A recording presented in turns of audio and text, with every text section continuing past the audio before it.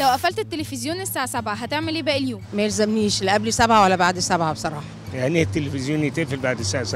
ما اقدرش اقفله، لازم ابقى قاعد قدام منه لانه هو اللي بيسلي الواحد. والله هو دلوقتي التلفزيون ما بقاش مهم بالنسبه لي زي زمان، يعني زمان انا ما كانش عندي حاجه في البيت غير التلفزيون بس، انما دلوقتي في فيسبوك تويتر في حاجات كتيره، يعني الكمبيوتر مليان وكمان الكوره. حاجه حلوه طبعا، هنام استريح يا اما امسك الموبايل. هنزل على القهوه طبعا، لو في ماتش مهم ولا بتاع لازم انزل على القهوه طبعا. انا عملت التلفزيون قبل التلفزيون عشان خاطر المذاكره، الاطفال يعني بيذاكروا كده. اعمل اي حاجة غير المذاكرة. مفيش غير ان انا اقوم انام يا اما اشغل الراديو. خش اذاكر، هدخل شوية على النت بقى مفيش بديل.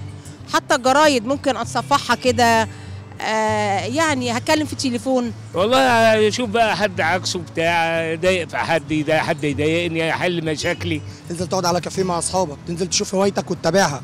هروح اشتغل او اتمرن. هي تبقى فرصه كويسه طبعا ان انا يعني الواحد يقعد مع اولاده ومع اسرته. ننام بدري بقى وغصب عننا يعني. ده هتبقى خنقه جامده قوي، يعني هيبقى كبت.